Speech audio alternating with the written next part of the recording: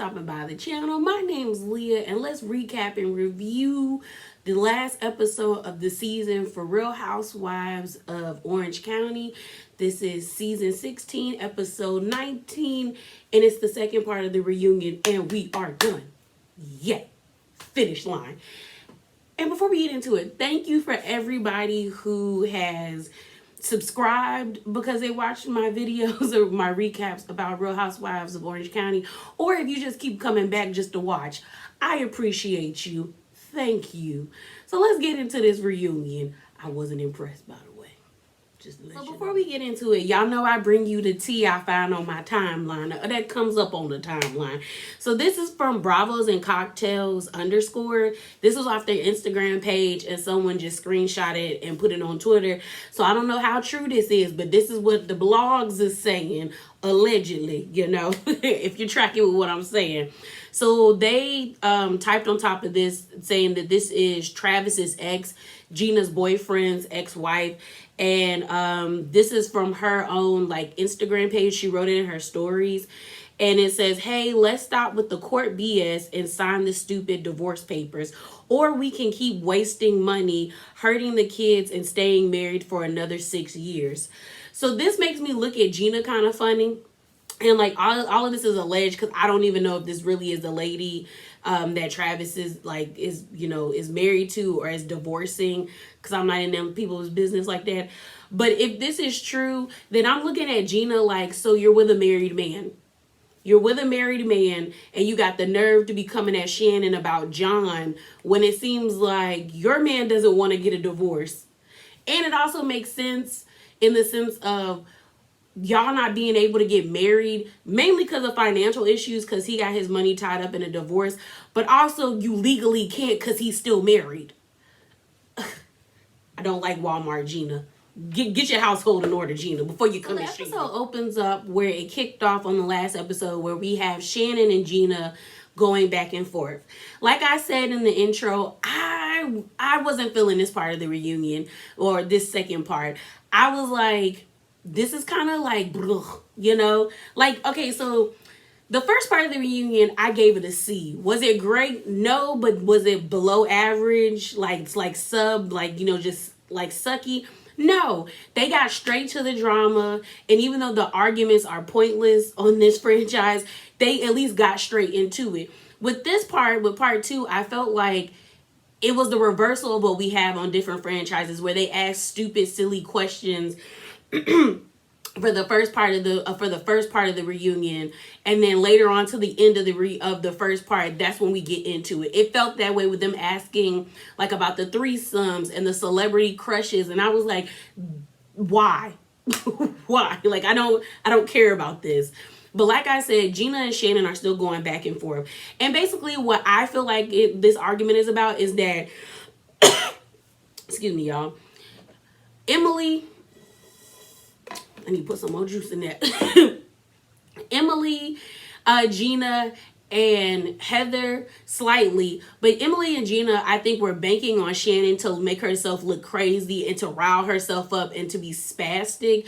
But the thing about it is Shannon is in a better place in her relationship with John, with her kids, and she's different. She's not the old Shannon who was dealing with a divorce with someone who like she thought was going to be her forever, who humiliated her, who embarrassed her, who didn't treat her great. She finally found someone who does, and I think Shannon is at a place where she's at peace.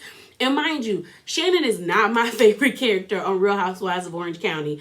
Like, the only reason why I liked Shannon, and like I keep saying in my reviews, is because I loved when she would freak out, because it would be so comical to me. Because she would go from 0 to 60 like that. And I used to be like, girl, and that used to be entertaining to me. But I can honestly say that you can see that Shannon has calmed down. And I think that's because Shannon has gotten to a place where I think she's confident, she's more settled, and she's really living in who she is. So I honestly think the women were counting on Shannon to have one of her crazy moments, and she never did. Like, she slightly did, but she was justified in when she had her moments. Like when she was like, I am done. I am done. Like when she did that to Gina with that fit, I am done. She was justified in being done because Gina was trying to gaslight her. And so, and Shannon made good points. Like y'all were cracking jokes at the end of the on last, like the end of the season episode, where they were doing the whole rock band stuff, and y'all were making fun of me acting like those friends weren't my friends, like they were hired cast actors and stuff like that. And Emily and Gina was like, oh, we joke on each other. Emily was like, I've made so much fun. I honestly for 4 years have been making fun of Gina's hairstyle. And this is my thing. You can have those type of relationships. I have relationships like that where me and my friends just be cracking jokes and being shady to one another. But it's light shade and it's funny. But we're in on it. Shannon's not in on it. So it comes off mean. And like she said, it's cruel because it's like y'all are poking fun at this lady and she doesn't know it. She just feels like the brunt of the joke. So I was looking at them like, no, y'all were just counting on her to be crazy. Even Heather. And it didn't come off that way. Shannon made sense. Even with Heather, like even like I can tell, honestly with Heather, I can tell Heather probably read them like read the hashtag for the for RHOC for the show, and she kind of calmed down because the way that she was coming at Shannon and having her like the quips and like her energy, she lessened it as the reunion went on because I think she realized like, girl, if I keep coming at Shannon, people are going to peg me as a villain. Gina and Emily, not so much. I don't really think they care as much, but like y'all made yourselves look bad this season because Shannon really didn't do that much. Like she really didn't do that much. So then they bring up John saying F Gina at Jen's party. Jen was trying to cape for Gina saying, well, it was triggering. So what? So what? And that's not to make light of domestic violence situations. That is not what I'm doing. I've never been in one, and I would pray as I go forward with dating that I would never be in one. But the truth of the matter is that, like Shannon said, y'all have, like, she's been telling her man, y'all said I'm a bad person. I'm jealous of Gina and her success and Heather's relationship. I don't really have friends. Like, he's hearing all of this. And so it's like, after my girl has tried to have a conversation with you and then y'all are going back and forth, she's crying. Yeah, I'm gonna say F you. And even me, like, even if I was there at the party and I'm Shannon's friend, I would probably say something to the same extent as John. Like, I would be like, F that bitch. Like, it would have been like, F her. Like, it would have been like, F her and her friends. Like, you don't need to be friends with her. And that's what John was saying. You don't need to be friends with someone who's going to make you feel this bad. Like, y'all are the people, that doesn't make sense to me. You're not going to say or try to make it make sense to me that if I come up to my boyfriend and I'm crying after I had an argument or a conversation with with someone I considered a friend, that he wouldn't be like, man, you don't need her, F her.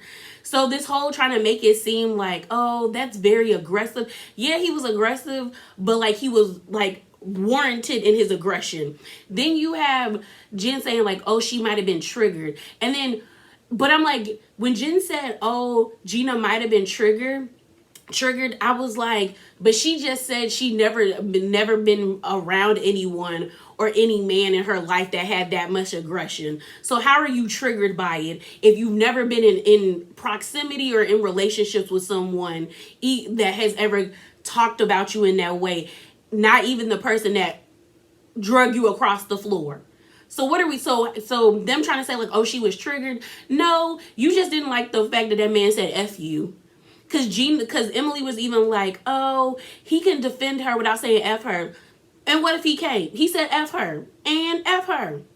F her. And this is not even me saying me being this way because I don't really like Walmart Gina.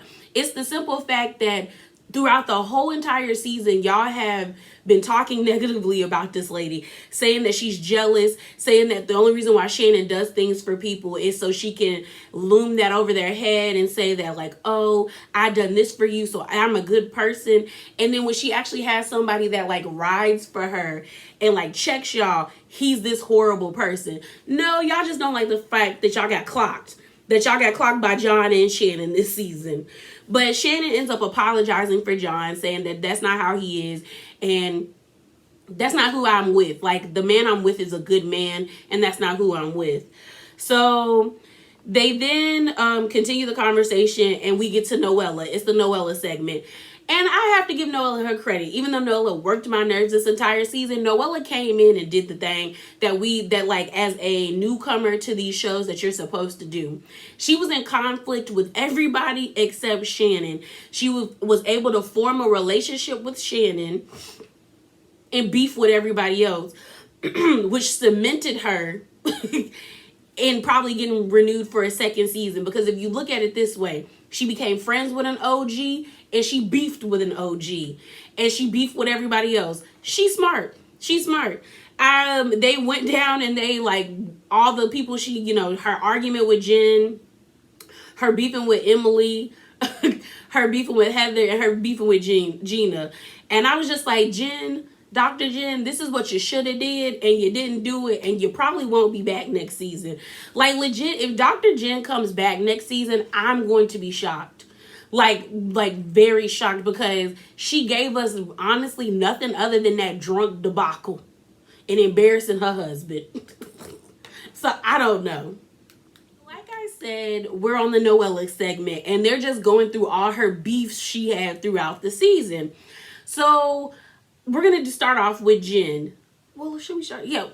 Jen, the whole situation with Jen and Noella was petty, and I think Noella started it. There was no need for Noella to be like snarky and rude to that lady at Heather's party, or when Jen confronted her about the whole picture thing.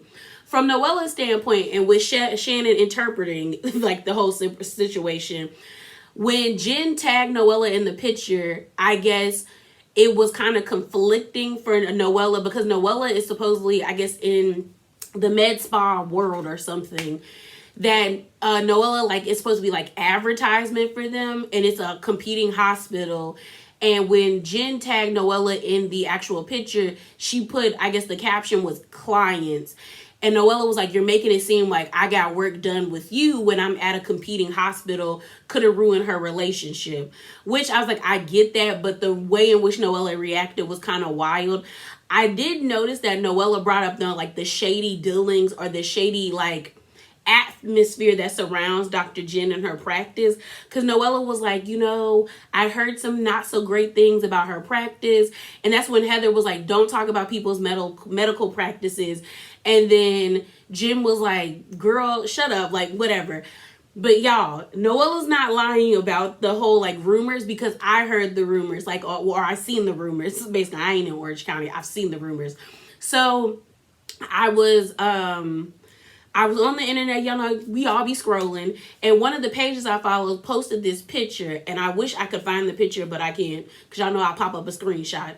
But there was a picture of this doctor that worked with Dr. Jen.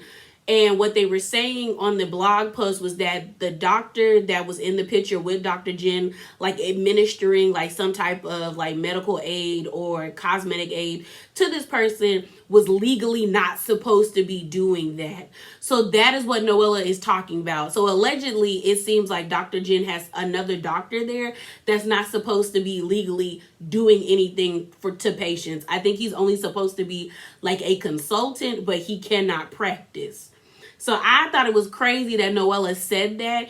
And I think that's why people find Noella to be like dangerous, is because Noella throws things out there, but she doesn't, like, sometimes she won't elaborate on them. So that leads people to make up their own assumptions, or she'll say things, but then she'll like edit and like flip the story where it like things in the story are true, but not the whole entire story. So then they did Emily and Noella. My thing with Emily and Noella, I feel like Emily was doing too much. Like, was it annoying to hear Noella constantly talk about her divorce? Yes, it really was. But that honestly what was happening to the lady. So of course she's going to talk about it. And I like when Shannon said, like, you become engulfed by it, and she did. On top of that, I'm looking at Emily like, we had a whole season about how your marriage to Shane was in the toilets and y'all were about to get a divorce. So you can't sit there and be mad at her for constantly talking about her divorce when the whole entire season, that one season, I think it was like season either 14 or 13, that's all we heard was about you and Shane and how you just wanted your marriage to work. So you can't come at that lady. So then they did Gina and Noella. I was with this one only because I feel like Gina was doing too much, but I also got where Gina was coming from. It's like you're constantly extending yourself to someone, but it's like it's becoming too much. And like when they asked Gina, like, well, what do you think was the issue? Is Gina said she dived head first, like 2 feet first into her relationship with Noella when she should have eased into it. And I give Gina that. I think Noella is like what's the word? I don't want to call her like an energy vampire, but like she's a mix between a energy vampire and like what's the word?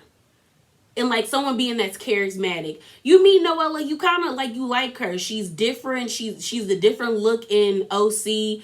She's this biracial woman. Like she says, she's liberal. She's a biracial liberal woman living in OC. So it's like you gravitate to her. She's very like, she's pretty. So it's like, okay, you want to get to know her. And she seems to have like a very bubbly personality.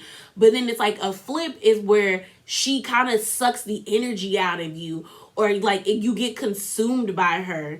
So I feel like that's what happened to Gina, and she just didn't know how to like break away without like hurting Noella. And also trying, like, I don't think Gina's intent was to be mean to Noella. I just think Gina was like, girl, I can't take all of this. You too much. You way too much. And then when it comes to Heather and Noella, I feel like it started off being Noella, and then I think eventually it kind of morphed into Heather. Yeah, it kind of morphed into Heather, because this is my thing. Noella calling Heather a fake B when Nicole relayed that information, I was like, you kind of have to get on Nicole about it.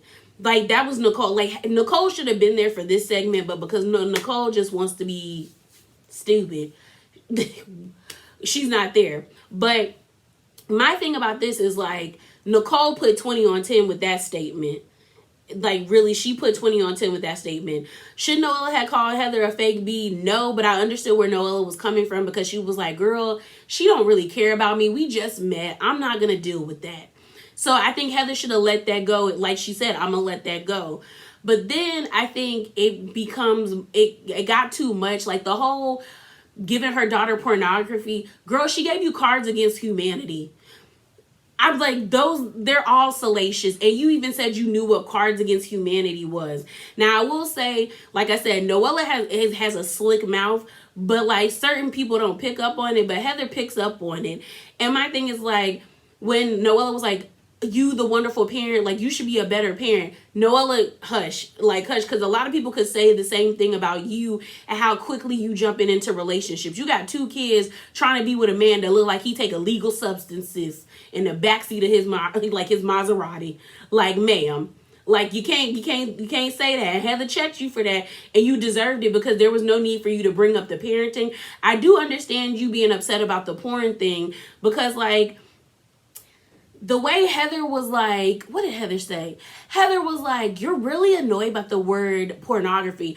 Anybody would. Your child's 17. That does not look well. Like, that does not look good. Like, so Noella has every right to defend herself. Like, don't nobody want to be associated with, like, underage people and, like, adult things. Like, nobody wants to be associated with that. So I'm looking at Heather like, girl, shut up. But then I did agree with Heather when Heather was like, the whole lying thing. But I was glad that Andy stood up for Noella when he said, well, you brought it up in Aspen. She wasn't bringing it up around everybody. But we did get tea that before they even went to Aspen, that everyone basically stopped talking to Noella except Shannon. Like, Emily and Gina basically stopped talking to her. And she ain't really that cool with Jen. But, like, no one was talking to her because of the whole rumor thing about her saying that Heather had assaulted someone. And this is my thing. Noella, if you didn't see it, then you have to be quiet about it. Even if you feel like it's factual, and even if you heard other people. And I do believe her and Emily compared notes. I just think Emily is a coward, and she just don't want to get kicked off the island. She wants to be in cahoots or wants to be clicked up with Heather and Gina. So, but I do think that, like, Noella, you can't be going around saying that, like, she did something like that and you don't have proof.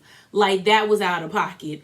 So then they switch over to the conversation between, oh, no, well, it's the Jen segment. They talk about her and Ryan. I didn't care. I really didn't care. Truth be told, y'all, you can tell that man got social anxiety. Like, the fact that Heather was like, oh, when we talked on the phone about, like, because I guess he works from this Hawaii thing. What it was like Hawaii real estate. Mind you, y'all got to stop going to Hawaii, like, and living there. We Americans, we're racking up the prices, and the natives can't live there when the prices is that high. They homeless population is massive because of tourism. We got to chill out on that. Because, you know, I've been to Hawaii twice, stayed there for a month, had a good time. The people are nice, but we can't keep doing that to them.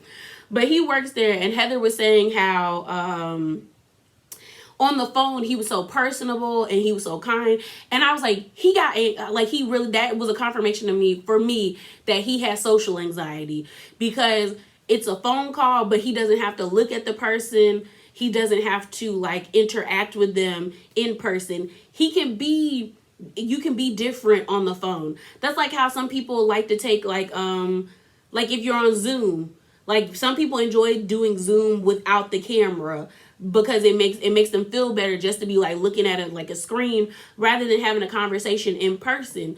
So I was like, okay. So then that made me look at Jen, like, funny. Like, if you knew your husband wasn't comfortable being on this show, why did you force him or try to pressure him to do it? Like, I was like, that's horrible. That's wrong. And, like, as much as us Housewives fandom, we be coming down hard on the husbands. We really do. We really be giving them the blues. In this point, I'm on his side, because if you already know, like, you've been married to this man for more than, like, 5+ years, you should know that your husband's uncomfortable. Like, and you put him in a situation to make him even more uncomfortable, that would make me believe that you don't really care about him the way you say you do.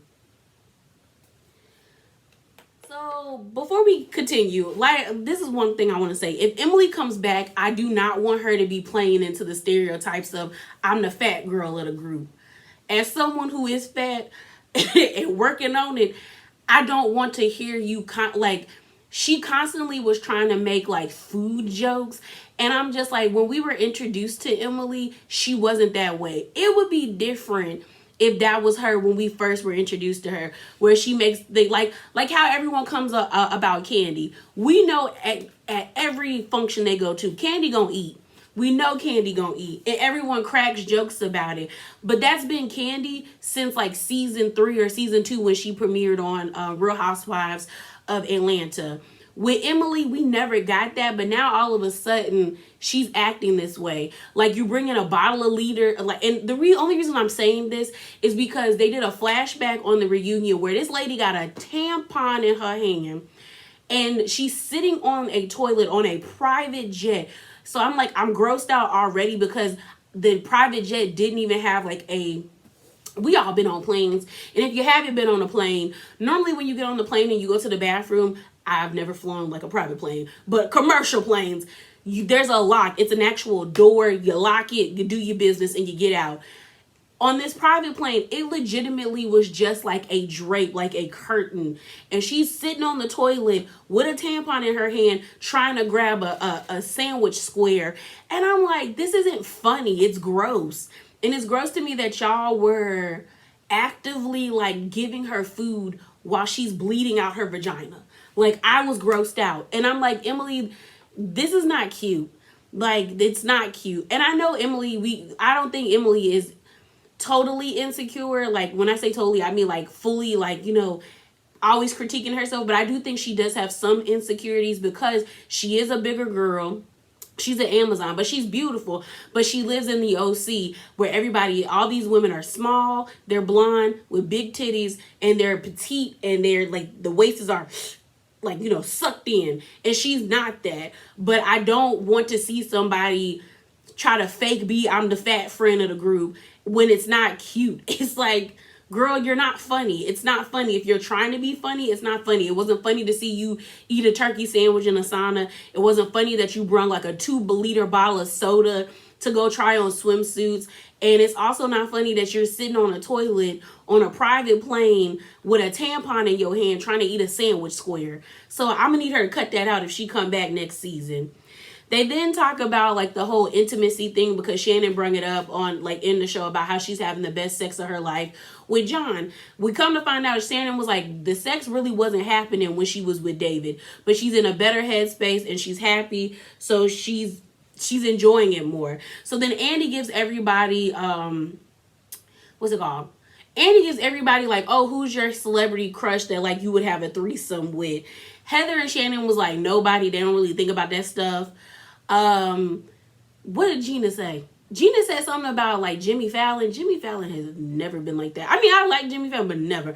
But the only reason I'm bringing this up is Emily said Chris Hemsworth. That's the guy who played the main character off of Sons of Anarchy. That's a fine white man. A fine, good-looking white man. And no, Noella got the nerve to compare her new man to that. That was disrespectful. That was very disrespectful.